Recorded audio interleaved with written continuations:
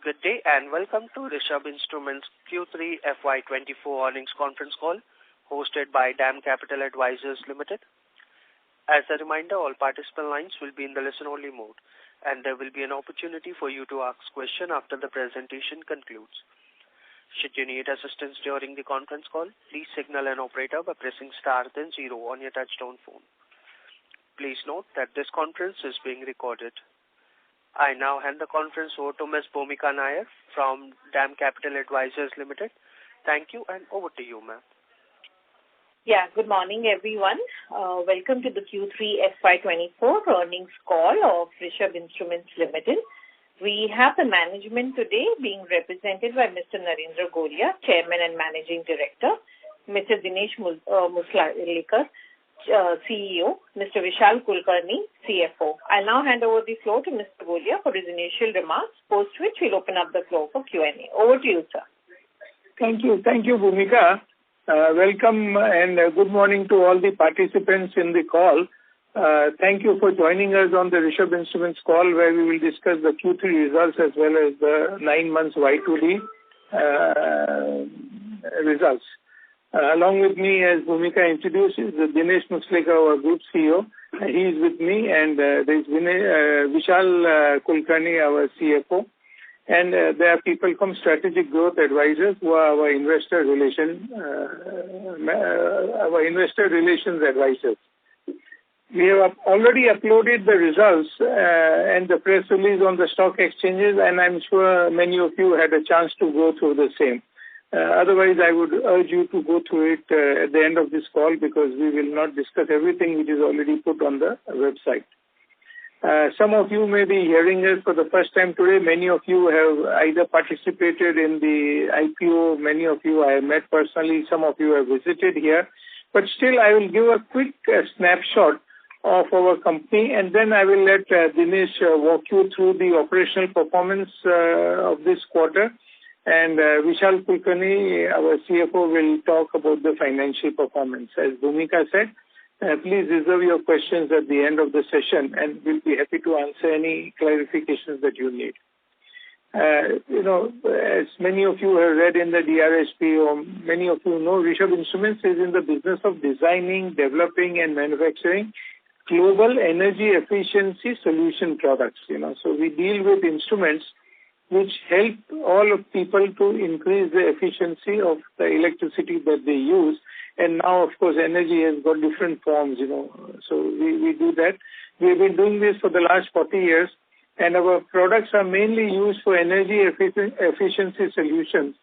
And therefore, they are obviously influenced by energy sector developments and infrastructure spending across the globe. We can divide our products into 4 major segments. One is electrical automation. Second is metering, control and protection devices. Third is portable test and measurement instruments. And the fourth is the miscellaneous category, including solar string inverters and some products which are under development in the pipeline. This is a new area. Solar, you all know, our Prime Minister has declared in the recent history that they will be putting solar over 1 crore households. So this is a very prospective market. We have a diverse range of about 150 product lines with more than 2 lakh SKUs, positioning ourselves as a prominent global player in the manufacturing and supply of analog panel meters and low voltage transformers. We are absolutely leading in these 2 areas. In cities, in current transformers, we have another competitor in Germany. But still, quantity-wise, we are the largest, Remarkably, 99% of our manufacturing processes are in-house. I always talk about vertical integration, and therefore, we are able to maintain top-notch quality, and that's why our customers come back to us again and again. Additionally, we take pride in being pioneers as one of the first Indian companies to undertake the comprehensive design, development, and manufacturing of solar string inverters from inception to completion. Solar string inverters have come in the last 10 years, a lot of being sold, but then there are a lot of imports from China. We are one Indian company who has designed, developed, manufactured, backward integrated, make the design, molds, everything. And hopefully this will become a very big revenue in the coming years. Speaking of the industry applications, we have a diversified industry base and are catering to sectors like FMCG, pharmaceutical, cement, steel, railway, renewable, oil and gas. Wherever power is used, either generation, transmission, distribution, all these are our application areas, and we continue to grow in each and every area that we cater to. Additionally, with our die casting products from Poland, we cater to industrial automation, automobile industry, connected vehicles, which is EVs, and various other industries. We have a vertically integrated setup with 5 manufacturing units, out of which 2 are in India, 2 are in Poland, 1 is in China, backed by in-house R&D at all the 3 places with international accreditations. We also have 2 modification centers in the US and UK through our subsidiaries, where we take our products manufactured in one of these 3 locations and then do the modification for the last mile requirement which our customers may have. We have multiple certifications from ISO 50001, 9001, UL, CE, IATF, UK, CA, and many other certifications we have to be able to sell our products where we presently sell. Further, we also provide software solution development through our subsidiary in India as a forward integration to integrate instrumentation products and provide complete solutions to monitor, measure, optimize, and control energy consumption, transmission, and generation. All of you know today is the time of IoT, and therefore everything has to be connected to each other. All our instruments talk to each other, but we also give software whereby people are able to connect these instruments via our software to other devices which may be non-Rishabh or non-Lumel products. We have 2 subsidiaries in Poland, Lumel SA and Lumel Alucast. One is the electrical business, one is the aluminum business. This was one company which was acquired in 2012 from the Polish government as a single entity, but then that time they were loss-making entities. Over the years, we have turned around the company from loss-making to a healthy about 18% EBITDA margin. And we have also split the company into 2 independent companies. Both are located next to each other in a place called Zilina Góra in Poland. It's about less than 2 hours from Berlin. We take great pride in our ability as an Indian company to successfully orchestrate a turnaround in a European business landscape where many acquisitions have faltered. We have about 600 people in Poland, and maintaining this kind of workforce and making it as a profitable business was a challenge, but today it has become a routine, and now we are looking at other acquisitions also. This achievement underscores our commitment to excellence and adaptability in navigating diverse markets and operational environments. You can understand the language and everything in China to Poland to India. It's completely different culture, but we are happy to be able to manage it. Moreover, we have high market share for our products in the European market on the back of our quality and cost-effective products. Europe and Poland together account for about 60% of our geographical revenues, followed by Asia and US. So we have strategic plans to increase our market share in the US and China over the next 2 years with the launch of new products. The growth will be led by our Chinese acquisition of Shanghai VNA Instrumentation in 2019. VNA products have very robust demand in key geographical markets like Europe and US, and we will also develop the Indian market. On the industry front, a robust movement is evident in the energy sector transition.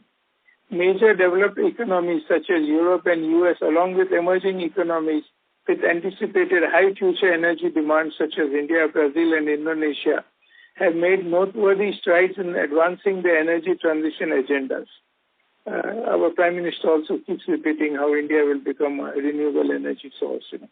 These regions, which I just mentioned, are channeling substantial investments into infrastructure development and bolstering their energy security. While these areas are actively shifting their focus towards sustainable energy solutions, there remains a pressing need for more accelerated and inclusive transition to ensure the delivery of efficient, secure, and equitable energy solutions. The push in this market aligns with our top 3 business segments, which continue to experience a healthy and safety demand base. Further, the increased investments in the clean energy sector by European countries serve to counterbalance the effect of economic contractions in Europe and Germany for our business? Everybody has this question. But since we have so many products in the clean energy sector, we more than make up for this shrinkage of some of the markets. Simultaneously, the Indian government's announcement of heightened infrastructure spending in the upcoming year positions us to capitalize on domestic demand and explore new market opportunities. More, our aluminium die-cast business is undergoing a transformation phase. We are developing numerous critical product ranges tailored for the swiftly evolving future technology space, along with our continued commitment to innovations in the automotive sector. This strategic approach will not only enhance the product basket, but will diversify our end-user industry applications with long-term revenue visibility. Despite the challenging market scenario, we have achieved a consistent growth in revenue across product segments. Our current emphasis lies in optimizing margins with a strategic focus to increase revenues with increasing market share across our existing product categories together with launch of new products on a continuous basis. This reflects our commitment to adaptability and resilience in navigating complex and dynamic market landscapes. We are steadfast in our commitment to expanding our business and seizing market opportunities whenever and wherever they arise. With this, I now hand over the mic to Dinesh, our Group CEO, to take you all through the operational highlights for the last quarter and 9 months ended December 23. Thank you, sir. Good morning, ladies and gentlemen. We have uploaded a detailed press release on the stock exchange and company's website. Hope you all had a chance to go through it. Let me start with operational highlights for the quarter and 9 months ended December 2023. Drawing your attention to our consolidated financial performance, we have achieved a turnover of rupees 1,593 million in Q3 of financial year 24, which is 19% higher year-on-year than the turnover we had in Q3 of financial year 23 of INR 1,339 million.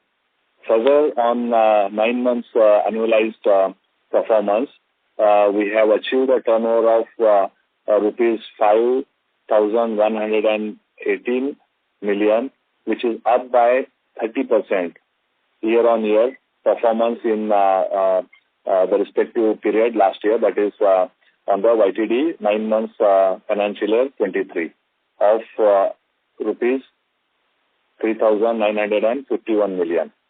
So we are talking about top line growth of 30% year-on-year annualized basis and 19% growth quarter-to-quarter comparison last year to this year. That's our top line performance. Our electrical automation has grown by 19% in Q3 financial year 24 and by 29% in 9 months financial year 24 on a year-on-year basis. Metering and control devices have grown by 11% in Q3 financial year 24 and by 24% in a annualized 9 months financial year 24 on a year-on-year basis. The aluminum die-casting business has grown by 16% in Q3 financial year 24 and by 26% in 9 months financial year 24 on a year-on-year basis. Portable test and measurement instruments saw a healthy double-digit growth of 53% in 9 months financial year 24 on a year-on-year basis. In other products, solar string inverter, which we just mentioned, has immense potential to add significant revenue in the next 2 to 3 years and has seen a robust growth of 460% in 9 months financial year 24. So just to summarize all of that, it is not one segment. On the top line, in every segment that we operate in, we have grown double digit. Some of those initial products which are like solar, which was at an initial phase, is started to take off. We were talking about our revenue contribution of about 1 to 2%. Now we are talking about contribution of 5 to 6%. But these will add more to the bottom line once they scale up to a certain level. Speaking on the product development side, we have added next generation inverters, Neo Radius, in 3-phase ranging from 3 kilowatt to 20 kilowatt, and continue to develop our upper range inverters up to 120 kilowatt in our R&D. So just now Mr. Golia mentioned about this whole scheme of solar houses, 1 crore solar houses. This is the product range which is tailor-made to meet those market needs in India. And our product development team in Poland has developed and introduced a lot of other high-end products such as KD6, KD10, which are paperless recorders, which are used in industrial automation, M31U, universal programmable digital meters, ND31 IoT. These are, we talk about a lot of IoT in Europe to have smart manufacturing. These are enhanced power quality analyzers. So these are the products which are more going into industrial automation segment. So the team there is focusing on what market needs. And during 9 months of FY24, we have added, around 25 new products designed and developed from not only Poland and India, but also from our R&D centers in Shanghai, also in line with our commitment to have continuously innovate and introduce new products. And this will continue in the next financial year also. We have lined up 20 products which are in our pipeline to be added in financial year 25. The new products added in the last 2 years contributed around 10% of our incremental growth to our top line. So this is a continuous product which keeps us ahead of our competition, also helps us to beat the industry market growth by adding new products and having a market penetration. In our pursuit to enhance the customer experience, we are actively investing in our R&D facilities to innovate and design, develop manufacturing products fully in-house. Our primary objective is to enhance our product offering, leveraging our in-house capabilities to achieve distinct cost competitiveness. We hold positive outlook on exploring untapped markets to enhance our existing market share as well as penetrating into a new market to broaden our customer base. We have witnessed positive response from existing customers on the back of our quality norms and gives us confidence to tap higher market share across all the geographies that we operate. Let's now dive into entity-wise performances. Our standalone business in India has achieved revenue for quarter 3 financial year of rupees 458 million and remained flat year on year. But the revenues for 9 months on an annualized base has registered a growth of 23%. We believe we have immense potential to grow the business in India. The Indian government has announced higher spending in infrastructure development during the budget speech, and this will give more opportunities with our growing product portfolio to capture the market. Demand in India is increasing for our products, and as Indian infrastructure and economy grows, we will see its direct impact on our performance in the near future. Now, moving on to the other 2 large entities that we have, Lumel SA, which is our electronic manufacturing division in Poland. This has done extremely good. The revenues for quarter 3 financial year 24 stood at rupees 485 million and registered a growth of 37% year on year, and revenue for annualized 9 months for financial year 24 stood registered at growth of 43% on a year on year basis. So we talk about all the economic slowdown in Europe, but these are extremely good numbers both on a quarter to quarter basis as well as annualized basis, which we're talking about 43% growth in the top line. The electronics operations in Europe continues to thrive, and we don't see any challenges coming in the near future there. This is due to company's penetration into medium voltage segment and industrial automation and green energy. These are the new revenues which are adding to the top line as well as the bottom line.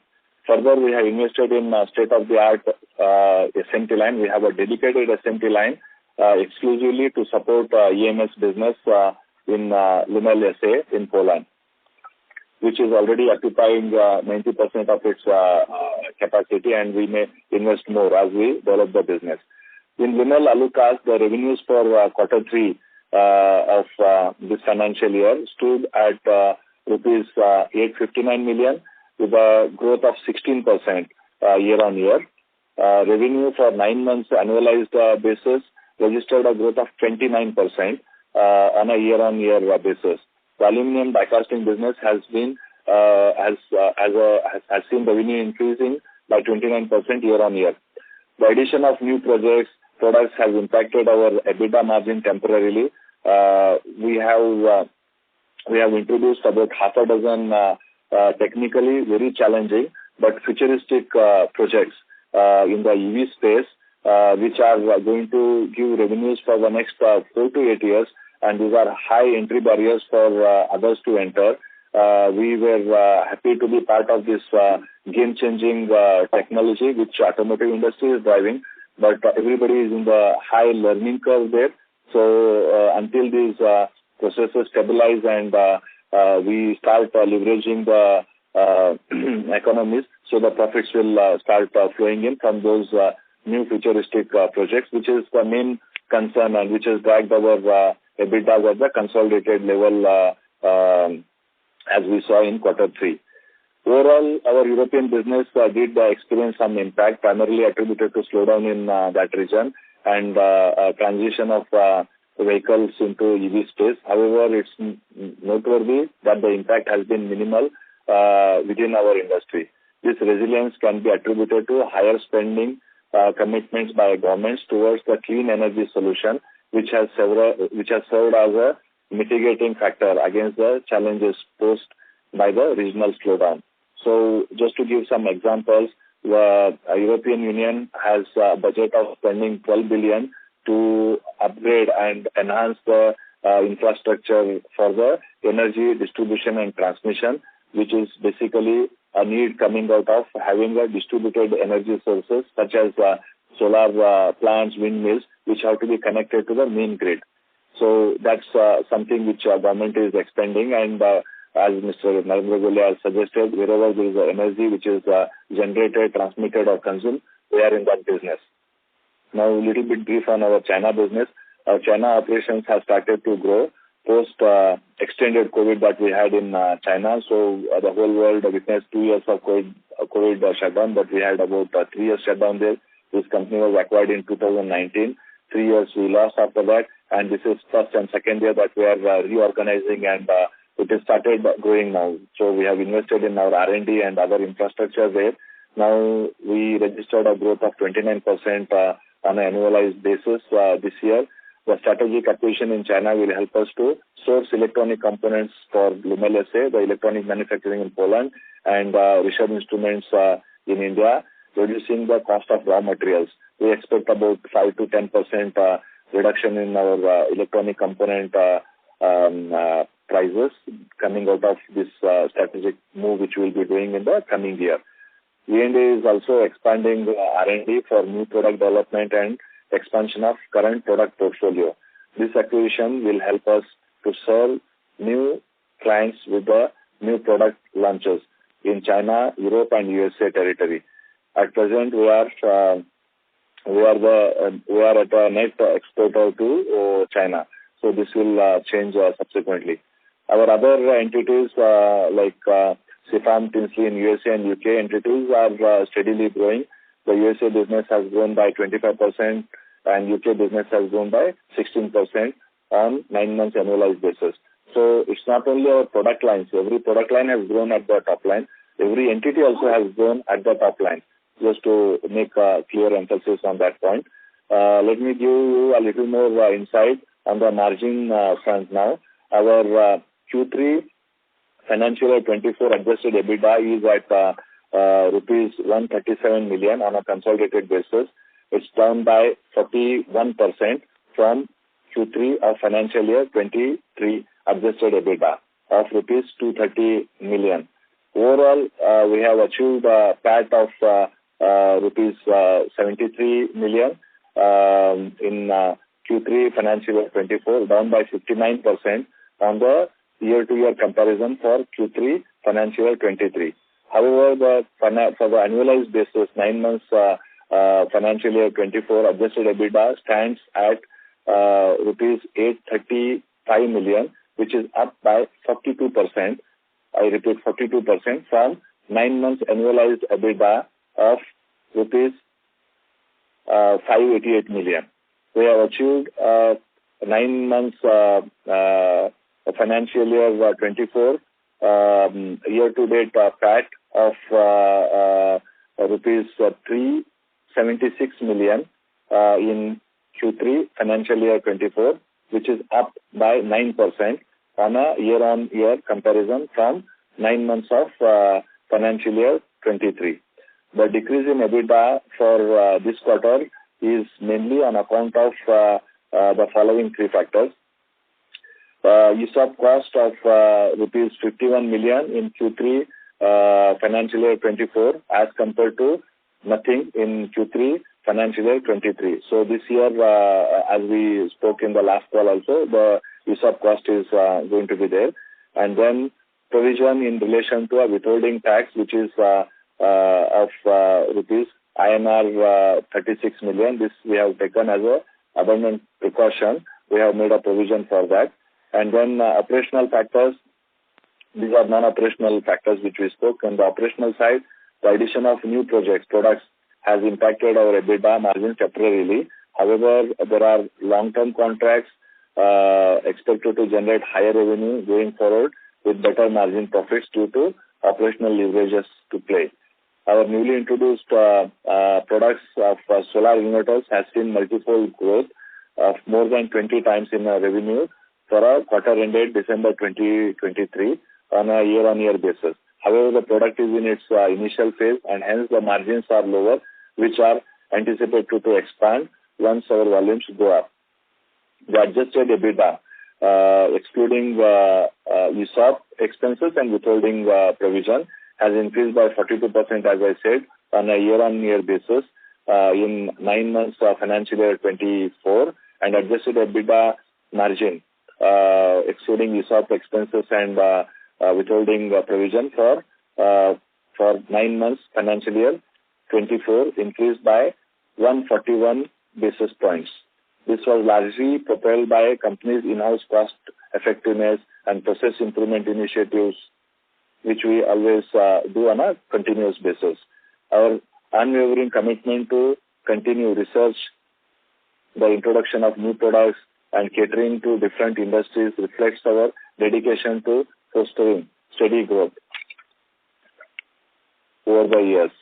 We remain steadfast in our pursuit of innovation, aiming to provide end-to-end solution to our customers. This commitment positions us to adapt to evolving market needs and ensure a sustained trajectory of growth in a long run. As we look ahead, our focus remains on innovation, sustainability, or customer satisfaction. We are strategically investing in facilities at Nashik to position ourselves as industry leaders and to capitalize on emerging opportunities.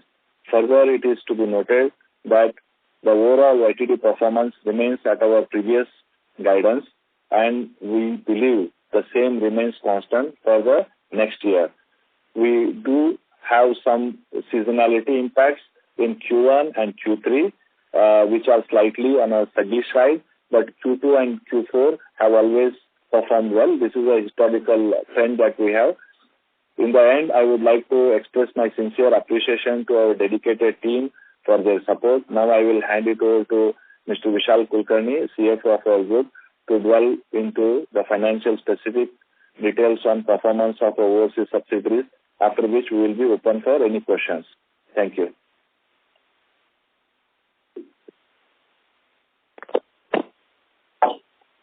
Thank you, sir, for the quick overview.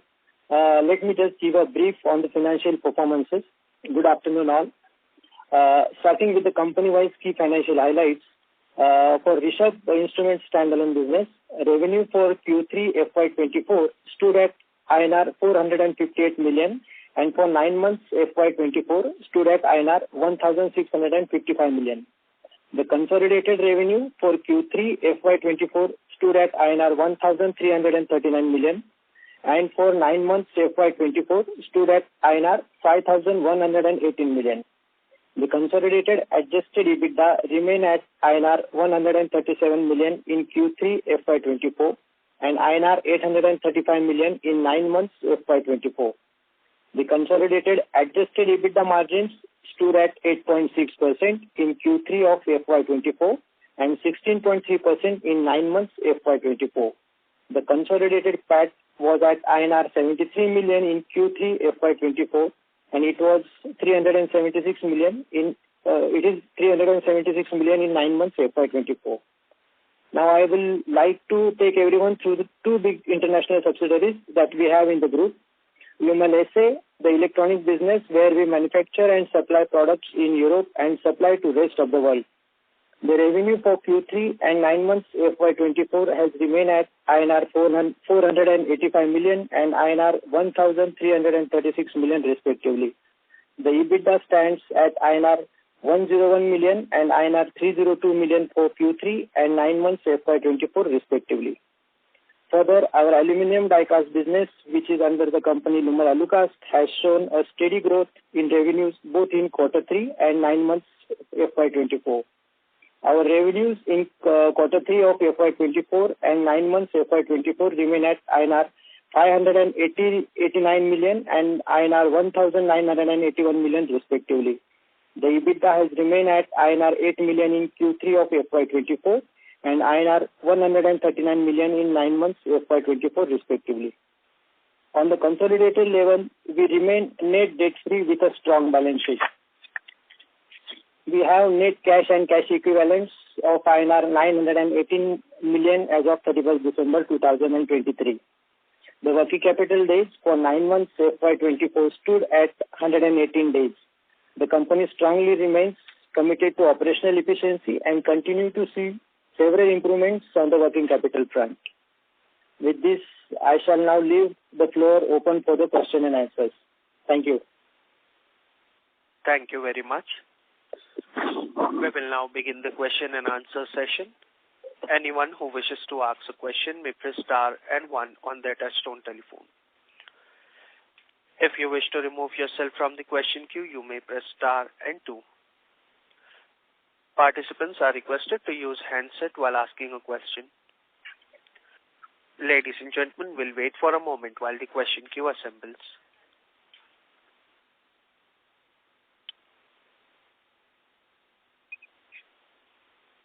First question is from the line of Sudhir Beda from Beda Family Office. Please proceed.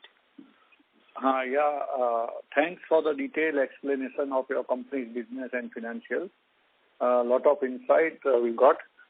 Sir, my question and focus would remain on the margin. So, as you explained, 3 reasons for the margin that came from 17% to 8.6%. But one of the reasons mentioned was product development. Six products that you have developed for EV. And then another products development are in pipeline. So shall we believe that margin will remain at the same level of 8.5%? Or it is one-off and then margin will come back to 17-18% of our turnover? So that one. Yeah, Bedaji, thank you for your question. We would like to clarify, this is Dinesh here. I would like to clarify your answer. See, we have got basically 2 businesses. One is electronics business and the other one is aluminium die casting business. Electronics business, as you see, there are absolutely no problems on the margin where we develop, design and introduce new products. So, the products that we mentioned, 15 new R&D products which we developed are from the electronics business, which contribute, and we also mentioned how much of 10% of our revenues also in electronics come from the new projects that we have developed in the last 2 years. So on that side, we have another 20 new R&D products to develop and do that. That side, R&D development absolutely has no effect on the in fact, it has a positive effect on the margins, because every time you come up with a new product you introduce, you have a higher margins, because this is your product which you are doing. Whereas when it comes to aluminum die casting business, the design of the product belongs to we are a OEM supplier. So it will belong to our tier 2 OEM who designs a very complex projects, and to manufacture that there are challenges. And to stabilize those projects, there is a challenge. So those products which belong to our customers, design belongs to them, and the manufacturing is also design and a technology which is complex, and there we are having the stabilization issue only on the aluminum die casting side. So as far as the continuous innovation is concerned for the product development in electronics business, which is really helped us to have a very huge margins, and that is really going to be the game in the future also. So what would be the aspiration margin for next year we are looking at? See, turnover to growing, I know that it will grow at 20-25% or more, even more than that. But what would be the aspiration margin, what we are aspiring for the FY25? Sir, we have given a guidance of 18%, EBITDA, adjusted EBITDA. When we talk about adjusted EBITDA, we are just talking about that ESOP cost and one withholding tax provision. If you take out that, 18% is what we have given a guidance, and now at an annualized base we are at 16%, and we are sure with the last quarter, which is generally a strong quarter for us, we will be there, around 18% will be there, and that is the guideline which we will have for the next financial year also. As in the last call also we mentioned that some quarters will be stronger, some quarters will not be, but we always have a target on the annual results, and in that we are going in a good direction. So we don't see any risk. The deceleration in the margin was one-off, in this quarter. Absolutely, yeah. Thanks. And second question, we just want to understand the opportunity on the solar inverter side. Can that business can be like 400-500 crore in next 3-4 years? Yeah, absolutely, sir. We don't want to give such numbers, but what we can tell you is in a 600 crore turnover, we had 1%. Now we are talking about in an increased turnover of the group, we are talking about 5-6% turnover, contribution of that.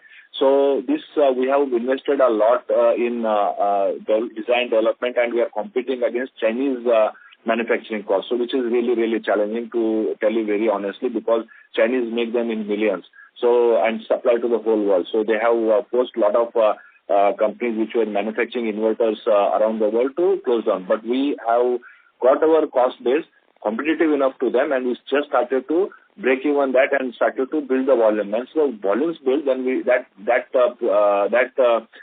segment also will give us more margins. We are talking about 10 to 15% gross margin now, so we can make higher margins in that once we have leverages.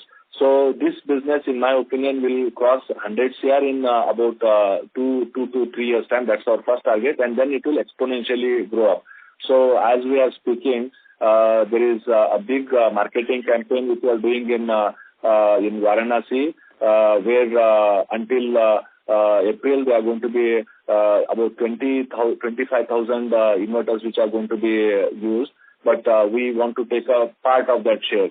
So our team is working on that. So a lot of schemes which are coming, and our product development also, if you see, we have 3-phase products developed from 3 kilowatt to 20 kilowatt, and single phase we are going to develop next year from 2 kilowatt to 10 or 12 kilowatt range. So just to ensure that the smaller capacity solars also can be put on the households, which our Prime Minister has announced for 1 crore houses with the solar installation. So that we want to align our product development with what is needed in the market. So you are absolutely right. This can build into 400 to 500 crore business independently, but it will take some time, sir, because we are competing against Chinese manufacturers. And lastly, what is the development of acquisition side? Sudhir, may we please request? Just maybe if I may have a last question, sir. Haji, sir. What is the development on the acquisition side, sir? That is the last question. Development of? On acquisition side, inorganic. Okay. Acquisition side, as we said, on the aluminium die casting sphere, we are looking at one potential acquisition of the size of 100 crore in India, but the due diligence are going on, so we don't want to speculate much than that, because the acquisitions until they are done, they are not done. So there is some work which is going on this side, and this also may help us to ease out our cost pressure that we have in Europe on the aluminum die casting business. If we have got a back-end manufacturing in Asia, particularly in India, this will also help us strategically in the coming years. So that's the plan, and as and when it happens, we'll announce it. Thanks for the opportunity and all the best. Thank you very much, sir. Thank you. Before we move to the next question, a reminder to the participants, anyone who wishes to ask a question may press star and 1. Next question is from the line of Abhishek Shah from Ambit Capital. Please proceed. Yeah, good afternoon. Am I audible? Yes. So I had a couple of questions. So firstly, on the aluminum die casting business that you are referring to, it seems, at least to me, that it seems a little unrelated to the other businesses or the other products that we offer. So what was the logic and what's the thought process behind entering this? Was it by way of the acquisition of Lumer that we've entered this business? And second question was on the EBITDA margins. You mentioned that you are developing products on the EV side which have high barriers to entry. So any idea on what those products are and how, like, what are we looking at in terms of market size there? Thank you. Yeah. See, the whole idea was that when we acquired Lumer, at that time, Lumer was one company. It had two businesses, aluminium and electrical. And therefore, we acquired it together. Idea was that we would probably hive off the aluminium business. But having acquired it, we got control on the business. We were able to turn it around, and we saw a huge potential in that business. And that is proven by the subsequent activities. If you see the way it has developed over the last 5-6 years, it's a profitable business, and we are sure that's why we are even now acquiring another business. So company has gone, let's say, like we went multinational, we also went multi-segment, multi-industry. And today it has become a part of the DNA of our company. So now there is no idea, at least for the next 4-5 years, of hiving off this business. So that is the answer to your first question. What was your second question, if you can repeat? Second question, if I can answer. So we are talking about these products which are actually developed by our tier 2 customers. This we are talking about large automotive customers who have in the EV charging business, not EV charge, EV electrical vehicles, you use a lot of batteries. So for battery heat management, there are coolers and heat management products. So these are very complex products which are used in EV vehicles, electrical vehicles, to manage efficiency and increase the battery mileage for the cars. So which in Germany and in Europe, the companies are trying to push these limits. And there are new innovative products which are being done. So we are kind of a technology partners and manufacturing partners for them. So we signed the contracts for 4 to 8 years. So these are very complex and very challenging. So we are already their partners, and it's not easy for other die casting companies to enter into this segment. To that extent, we kind of secure a long-term business with these OEMs in the range of 4 to 8 years. So that there are about 5-6 those kind of projects we have signed, and we just launched them in last quarter. Okay, understood. Thank you so much, and good luck. Thank you, sir. Thank you. Next question is from the line of Kush Nahar from Electrum PMS. Please proceed. Hi, sir. Thank you for the opportunity. So my first question was, what would be our machined percentage from the die casting business as finished products? Yeah. So in die casting, we have about 50% which is for automotive industry, and remaining is for automation industry. In automation industry, whatever we supply, that 50% which you are talking, we do a big level of forward value addition, forward integration you can call. We do casting, we do machining, we do surface treatment, we do powder coating, we do assembling of some elements, etc. So all those products absolutely go with machining. And in the automotive side, about out of that remaining 50%, so about 35 to 40% also gets into machining. So if you look at our overall company level, what we do only as a casting is 10%. Only casting and supplying is 10%. 90% goes with casting and machining and other value add. And we are even some products we even do electronics also. Some of the products that we supply, we manufacture electronics in Lumel SA and then assemble those into these housings which have gone through all these processes which I mentioned, and give them as a more finished product. So all those margins are similar to what we generate in electronics business. The only stress we have now is on the automotive business, which is 50% of our business in aluminum die casting plant, out of which about half of them we have new projects launched. So they are having stress on the margin. So we know exactly it's one company, one product segment of one industry which is bleeding, and we know that it will take 6 to 9 months to fix it. So until such time, it's for us we are looking at it as an investment in future. So if you are looking on a quarter-to-quarter basis, yes, it is a loss. So we are looking at it as an investment for future. This is the perspective at which we are looking at, and we always believed, and this is how we have run the company with a mid-term to long-term perspective. Okay, sir.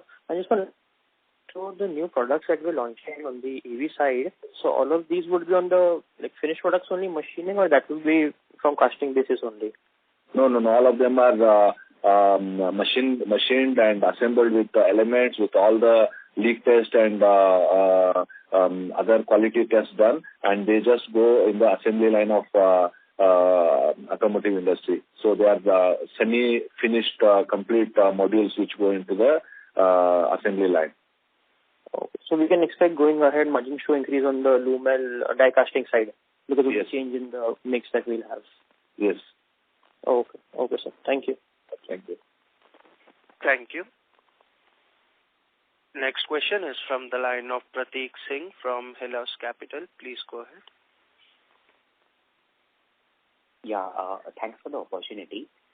Sir, just coming back on margins, even if we were to adjust for the ESOP cost of 5 odd crores and one-time provisioning of 3.5 odd crores, your core EBITDA margins, and I'm speaking ex of other income, are still tracking at around 8.5%, whereas in the previous quarters you have clocked much higher.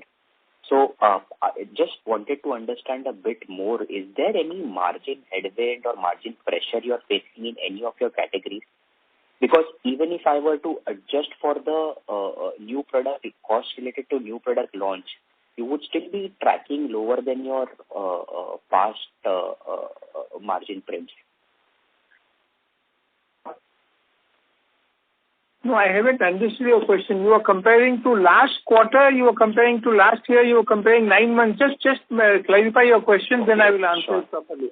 Sure. So I am comparing to your margin, whatever margins you have reported in the previous quarters also, like 1Q, 2Q, FY24, as well as your quarterly run rate across 4 quarters of FY23. Mm-hmm. So if I were to see, barring other income, you have always reported 10-11+% margins across your quarter, be it a softer quarter, be it a stronger quarter. So this print is typically lower even after adjusting for the one-time provisions and ESOP cost also. So I just wanted to Correct.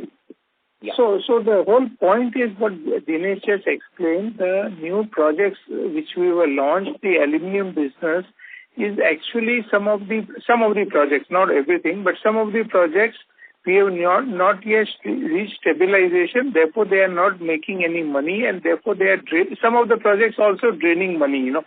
So what happens is when you try to see the overall position, you find that the aluminum business Q3 results are actually becoming a drain on the other business. So that is the reason, and that is what we said. Once they stabilize in the next 6 months, it will come back. If you see aluminum business last year, it was profit making, more or less EBITDA was same like any other business. But this third quarter, the aluminum business has not been, making profit. Some of the projects have made losses, and that is why you see what you are seeing, Okay. Sir, so what is the typical time before...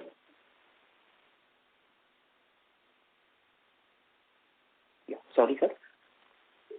No, did I answer your question or not? Yeah.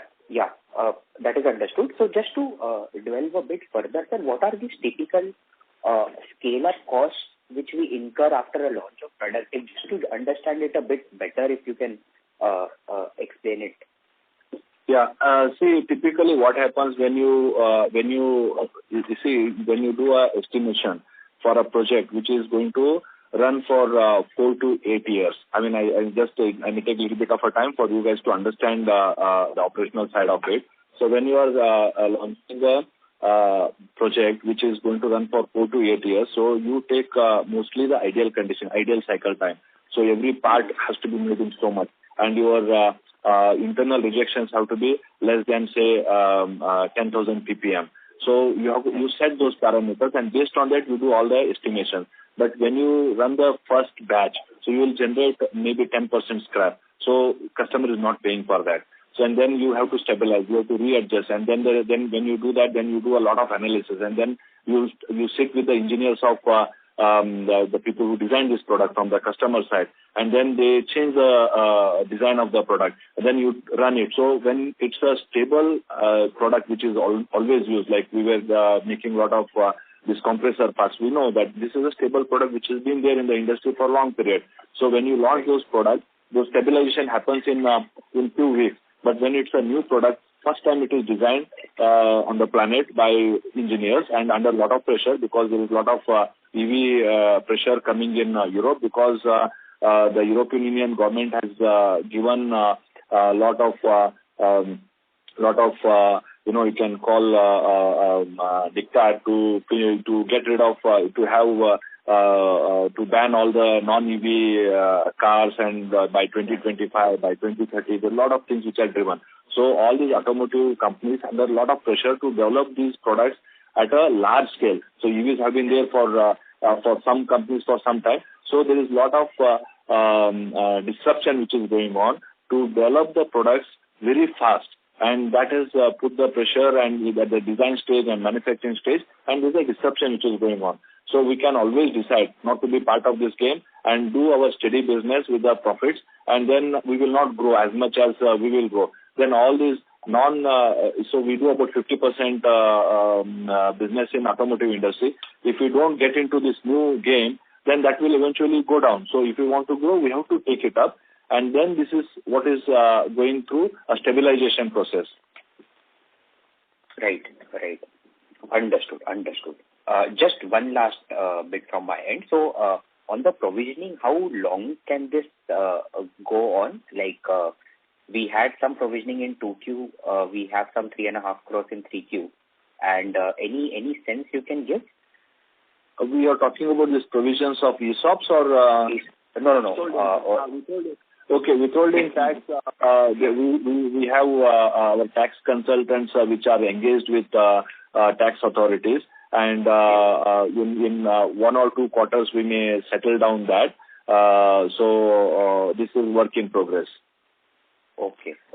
And just upon final clarification, the scale-up which typically happens, as you explained in the die casting business, usually it takes a quarter or 2 before the production line stabilizes? Yeah, it's, normally, as I said, this is kind of little bit of unknown territory. To be safer side, we can say it may take 6 to 9 months. But generally, our other products, we do it in a month's time. Not so challenging projects. This is not just a new project. It's a new technology that it's being developed together. The customers and the vendor, like we and our customers, we are developing it together, so it will take longer time. It's just not a new product, it's a new technology, First time introduced anywhere in the world, is that anywhere in the universe, Mm-hmm. Right. Understood. Thanks for the detailed clarification, sir. Thank you. Appreciate it. Okay, thanks. Thank you. Next question is from the line of Kamlesh Kotak from Asian Market Securities. Please proceed.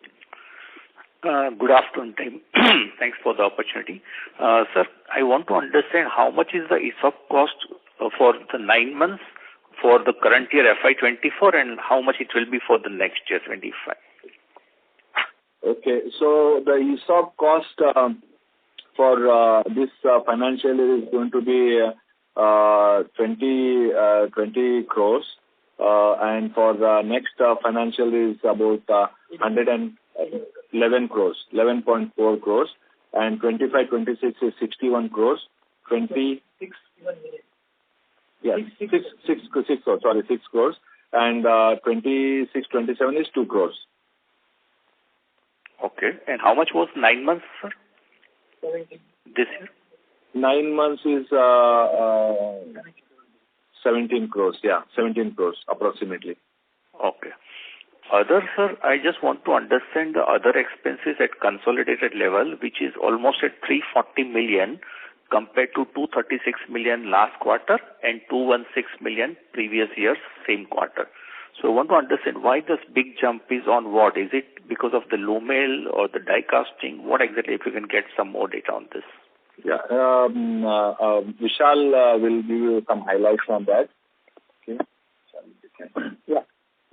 The other expenses, basically, there is an increase in the operations of the business. Since the revenue has been increased, the manufacturing cost is increased, and in addition to the same, there is an increase attributable to increase in the wage rates of subcontractors in Poland due to inflation. Of course, there is a tax provision in Lumel Alucast, and the power and fuel rates has also been increased in Lumel. So that has impacted the other expenses, and that is the reason the other expenses has gone up. Okay. Thirdly, sir, about the tax rate, what is the sustainable tax rate? We have deferred credit this quarter, so what is the tax rate you expect for the year and maybe from here on for the next years? Tax rates.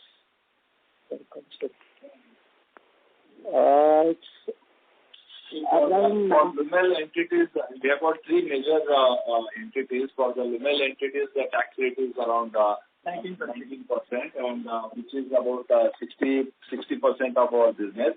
For India, which is around 20% of the 30% of 25% of our business, which is at a 25% tax rate. And remaining, I will have to make a weighted average of that. So these are the things which come into our mind quickly. 22% tax is uncontrollable, yeah. So the deferred tax which we have credit this quarter it's a one-off thing, right? It will not sustain from here on. Yeah, the deferred tax is basically because of the tax benefit we will take from the ESOP expense, which is coming in the near future. Mm-hmm. Okay. Lastly, sir, what is the capex we have done for this year and what is the pipeline for the next year? From the capex which was collected from the market, we haven't spent anything from that kitty, so which was about 66 crores. So that is still there because we had that for the expansion of our manufacturing here. So we still have to get clearances from MIDC for expansion. So that is still untouched. And the operational, the other expenses which were to the tune of 17 crores, which are almost spent. These are,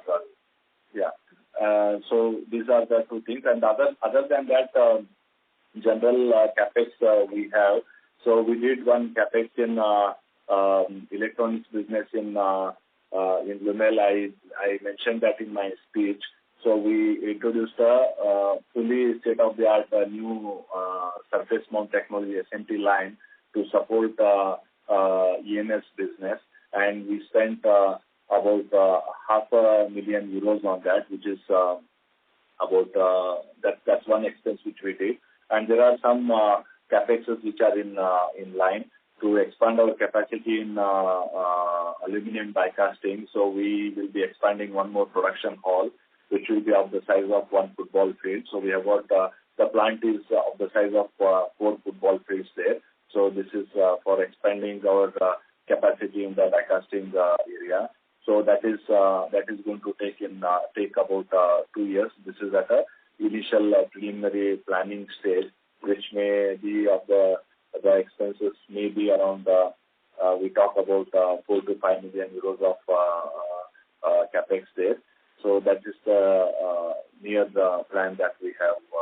What we raised in the IPO in India, that was about 75 crores we raised, out of which 65 crores was for capex.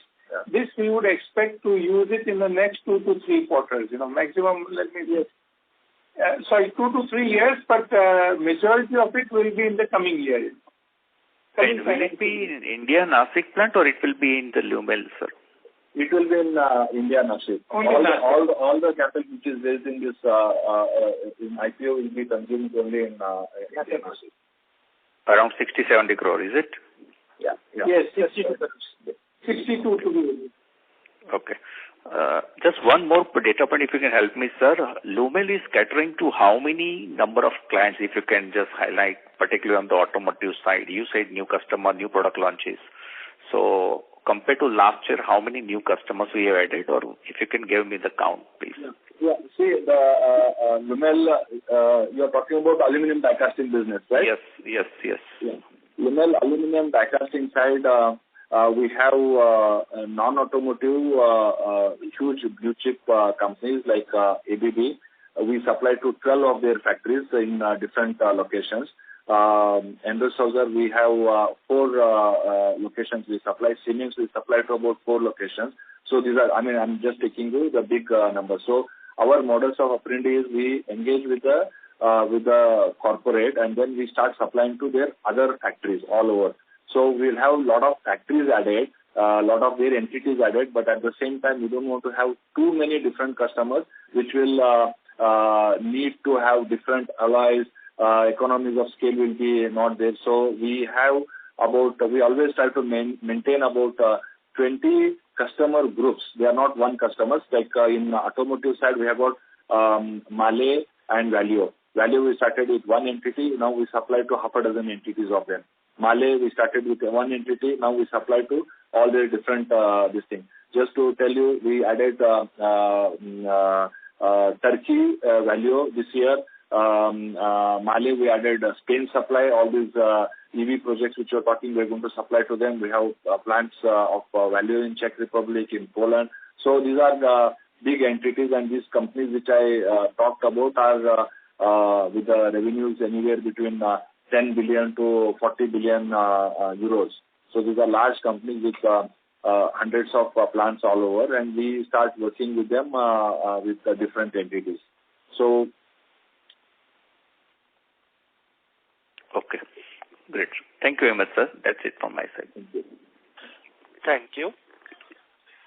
Next question is from the line of Deepak Agarwal from Param Capital. Please proceed. Good afternoon, sir. Am I audible? Yeah. So my question was again on the EBITDA. So ballpark, I think if you look on a, say, 159 crore kind of top line, and theoretically had we done that 18% kind, would have been at 28, 29 crore kind of EBITDA. Now, what we report, the adjusted EBITDA is about 13.7 crores. Is it fair to say that entire gap would be related to this new product, or is it possible to quantify that, sir? Because I think that is where the entire confusion is for all investors, that if that majority of 17 crore gap relates to this new development, then adjusted for this, we are on track to do that 18% kind of. Yeah, absolutely. You are right. And we can, we have done a lot of analysis of that by product groups by product group, companies by companies. And so it is all boiling down I would say 90% of that is attributed to that. And also, India sales was relatively flat. So Rishabh sales in India was also flat for the quarter 3 compared to quarter 3 of the last year. So for quarter to quarter basis, we didn't have. This is a profitable business where this also has some effect. So at a macro level, if you look at, I would say 2 reasons. 80% reason is coming because of this new automotive projects which are launched in Lumel aluminum die casting side, and 20% I would say is coming because of not growth in top line for the quarter only. But we are sure that this will be covering in quarter 4 for Rishabh. And at the end of the day, we should be okay. So that stabilization of those projects and going forward is going to be there lingering for some time. I mean, because we have got so many companies, so many product lines, I can understand the confusion that you just suggested. That's why this call is. So if we have to look at two, I would say only 1 point. This one is very temporary, and this the second point which I said about Rishabh is very, very temporary, which will be adjusted in the quarter 4. The only thing which will take few quarters to adjust is Lumel Alucast, those new project businesses which we are talking about. Sure. So just a request, if possible, this quarter, I don't know, at a later date or from next quarters, if you can quantify that number, right, that really helps, because I think that entire confusion is we are 18-19% EBITDA margin company, adjusted for this one-offs, which obviously will come back, right? In a way, we are taking everything to the P&L versus maybe capitalization for some of the other companies. And hence, the EBITDA margin looks lower. If in the press release you could quantify that exact number, it really helps the investor that it was actually a 17-18% EBITDA number and not 8.7%. Yeah, we will try to have this EBITDA bridge kind of a thing. We'll try to have that presented. Thanks for giving this idea, of capitalizing. Now, I'm not saying we'll do it, but it's a good idea that this development cost, I mean, as a company, we always want to be conservative and be right of all the costs. But you just said, and I'm taking this, but we will debate internally whether it's worth capitalizing these development costs to take on. Right. Maybe at a very over a year, not everything through a quarter. Yeah. But at a shorter time, maybe a year is what. But it does that because for investors as outsiders, it becomes difficult that to bridge that gap on the EBITDA margin. So that was a limited point. Yeah. Sure. Thanks. Great. Yeah. Thank you so much. Thank you. Thank you. Thank you. Next question is from the line of Rahul Dhruv from Pegasus Growth. Please proceed. Hi. Thank you for taking my call. I wanted to specifically talk about the inverter business. You mentioned that we have a gross margin of around 10 to 15% currently, and this is gross margin. What would be the operating margin in here? It's on the solar business. So it's the when we talk about gross margin, we are talking about all the it's quite similar. So when we say operating margin, it's all the direct labor and direct material, and it's at the operating level. So at the if you are looking at net level, it will be not contributing much because our G&A costs are around 14-15% of our turnover. So until this volume increases, it's not going to contribute to PAT and EBITDA. So this is just taking care of our G&A expenses at the moment. Okay. So if we look at 100 crore turnover from inverters in, say, 2 or 3 years, as you mentioned, where would the margins be? The margins would be, this is, as we said, it's a very competitive margin and competitive market. And this market operates at, anywhere between 15 to 20% tops. It's not going to be going more than that if you want to be in the market. So this is a kind of a business which will have better ROI, return on investment, because of the volumes. If you look at the EBITDA and gross margin, this is not. And EMS business is also similar. EMS business also, the gross margins or operating margins are low, but because of the economies of scale, your absolute numbers of profit or EBITDA will increase, but not in terms of percentages. So these are the things where the investment needed is relatively lower, and R&D once you are done is done. After that, it's not going to have so much of effect.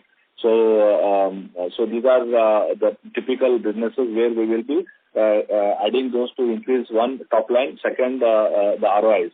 So they will also have a little bit of a pulling down on our overall gross margins in terms of percentage. So that's why this volume is really important. So both these businesses, EMS and this one, when they cross 100 CR, then they will start really adding more meat to the bottom line. Basically, at around 100 crores, you'd be looking at 5 to 6% max margin. Yes. Okay. So I had another question, and this is, I'm just going through your slides, and it says that your adjusted EBITDA for the first 9 months was 83, and I'm coming back to the same questions because there's a lot of confusion over there. 83 crores would have been your adjusted EBITDA. The actual reported was 53. So you have a 30 crore difference. Now, 30 crore difference, 17 crores is ESOPs, 3 crores is, or 3.5 crores is withholding. So that leaves us with around 12.5 crores. So can I say that the 12.5 crores fully is the cost of the product development that you have taken in the P&L this year? Not all of it, I would say. Some of the operational expenses also have gone up. So again, the same related question the other gentleman asked before. When we are stabilizing and developing these products, we are expensing out all of it. So if we have not given a thought of creating a project cost center for that and putting it in balance sheet and amortizing over a period of say 1 year or 6 months based on some logic. And if we do that, you're right, you're absolutely right. If we start doing that gap will be much lower. So it will be only to the extent of increase in wages and inflation and real operating expenses going up. So it is a little bit mixed up. This is first year of we being in the market. We have been very conservative company, private limited company. We always wanted to, expense out whatever we could, run the company. So we have to moderate. We are learning it quarter by quarter now.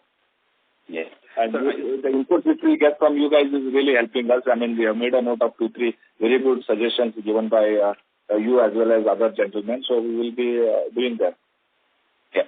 So if I have to look at just a quarter out, which is the next quarter, assuming there is, that your overall margin or the what we call as the adjusted margin is at 18%, outside of the ESOP cost of around 5 odd crore or 3.5, 4 crores left, is there anything else which can be bringing the reported number down significantly? Okay, could you repeat your question? Okay, so I'm saying that let's assume we have a adjusted EBITDA or what we call as the real EBITDA of 18% margin next quarter, okay? Mm-hmm. And okay. If we have only ESOP cost, which is basically going to be, or whatever, another 4-5 crores, which is going to come in the fourth quarter, yeah. Will there be any major difference besides this ESOP cost in the fourth quarter between the reported number and the actual EBITDA? No. The withholding cost and this ESOP cost are two non-operational things which we will have. And when we are projecting 18%, this is going to come out of higher sales which we are anticipating in our electronics business, and also more stabilization of these costs which are draining out now. So they will be coming from operational side. So that's where we are projecting to have 1 or 2%, 200% basis notch up in EBITDA. So I think, okay, let me ask you the other way around. Sorry about this. Will there be any further product development cost which will come in the fourth quarter? Not really. I mean, we are talking about this expense side, any product development expenses which will be affecting our margins. So yeah, no. Whatever is there is there. So it's not going to be going up. Okay, fine. Thank you so much, sir. Thank you. Thank you, gentlemen. I think we need to end this thing. We have some meetings now. So thank you very much for your questions and hearing us very patiently. Thank you very much. On behalf of DAM Capital Advisors Limited, that concludes this conference. Thank you all for joining us, and you may now disconnect your lines. Thank you.